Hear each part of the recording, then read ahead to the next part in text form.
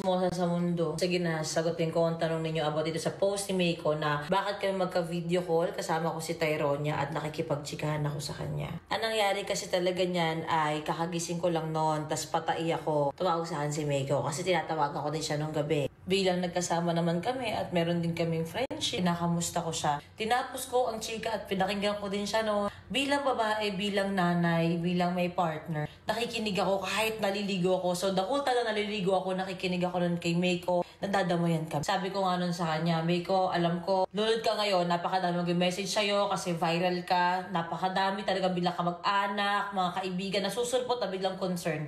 Pero ako, basta nandito lang ako, may kailangan ka ba na medical support or something, kahit hindi ko malaman ng storya, kahit wala ka ikwento, basta ako, gusto ko lang alam mo, andito ako. Makikinig lang ako kapag kailangan mo ng kausap, ng dadamay sa'yo o kung anong matutulong ko. Pero dahil parehas kami dalalera, again, ulitin ko, buong proseso ng pagligo ko, nakikinig ako kay Meiko, nagchichikahan kami. At sa mga magtatanong kung anong mga chinika niya sa akin, syempre di ko kukwento sa inyo. Kaya ako na siya yung magkwento dito sa live or sa kung saan man. Then, habang nadadaldalan kami, ayun, sabi niya, teka sandali, may tao. As in, talagang nanginginig siya nun.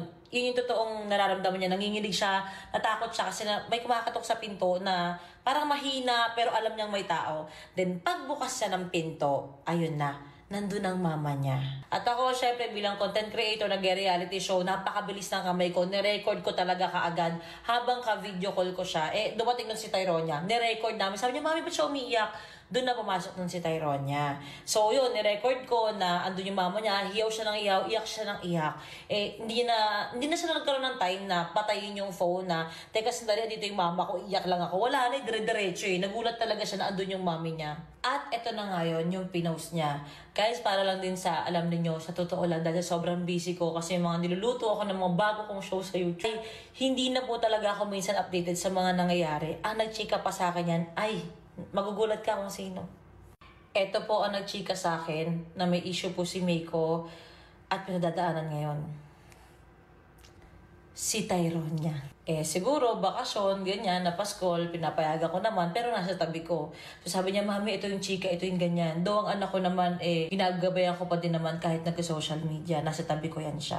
Nakwento ko nga din kay Meiko noon na sabi ko, alam mo, Meiko, sa totoo lang, may part na nalungkot ako nung kay Tyronia kasi nung naiintindihan niya yung nangyayari, ang sabi niya, mami, nakakatakot pala yung kasal, no? Parang, yung puso ko parang bilang kumirot. Sobra, hindi lang din dahil kay Meiko kaya yung nasabi ng anak ko. Sabi niya, mami, sa dami na nakikita ko sa family natin, sa ibang kamag-anak natin, sa ibang friends mo, tas nakita ko to, mami, nakakatakot pala yung kasal. Nanukot yung puso ko, sa totoo lang. Pero habang tinitignan ko yung anak ko, sabi ko nun sa kanya, Tyronia, alam mo, hahayaan kitang makita yung realidad. Kasi ayokong lumaki ka katulad namin na, oh my God, I'm a princess, one day I'm gonna marry someone, tapos meet ko yung right one, na mamahalin ako, and then happily ever after. Ayokong mabuhay ka sa pantasya na puro siya ganun. So sabi ko, anak, masaya ako na bata ka pa lang, alam mo ang realidad. So alam mo na dapat, bata ka pa lang, kapag handa ka na, ang pipiliin mo ay yung tamang tao. Hindi yung basta mahal mo lang. Hindi yung basta naramdaman mo na mahal ka lang. O may pinaramdam siya na dapat mo kong pagkatiwalaan sa moment lang na yon. I think it's better na samulat yung anak ko na 13 years old na, lalo nakaka-teen pa lang niya na, bakit mo yung realidad? Na hindi lahat happily ever after, na may mga gantong bagay. Maging open ka sa reality. Maging handa ka. Mapansinin ka sa red flag. Huwag mo ibigay ang lahat. Kumbaga, ito ay hindi lang basta, kawawa naman si Meiko. May isa siyang bagay na mo pwedeng matutunan na, dapat pala hindi ko yan gawin. Ganito na yung ginawa ni Meiko noon. Magiging inspirasyon ka sa mga bawat babae na ibinibigay ang lahat na hindi pala dapat ganun. At sa mga tao na nagsasabi kay Meiko na, oh my God, for the clout lang yan. Diyos ko, screenshot pa nila yung mga videos ni Meiko, upload nila. Diyos ko, pinost ko pa na yung mga breakup namin, panuloko sa akin ng jowa ko, tsaka paldo-paldo din ako. Nung mga gantong views, dami ko din pera. Unang-una, aware ba kayo na walang bayad ang views sa TikTok? Kada view, unless nakasubscribe kayong ganun. Alam mo yung hindi ko siya makompose, nagigigil yung dila ko. Guys, hindi po pinagkakakitaan ni Meiko yung views niya sa inyo. Libre lang po yun sa TikTok. At kung nag-live man siya, may nagbibigay ng gifts, kusa po nilang binigay yun. Hindi naman siya umiiyak para bigyan siya ng gifts. Hindi siya katulad ng sa YouTube na kada isang pindot mo may ads dun, talagang kikita siya. At kung sakaling magkaroon man siya at maka-attract man siya na panibagong followers dahil sa issue niya, ibigay nyo na. Ito na lang yung may bibigay nating suporta sa mga taong pinagpepiestahan na nangyayari sa buhay niya, sa buhay ng mga anak niya. Kasi kung ako nasa sitwasyon niya, ganyan din gagawin ko, be.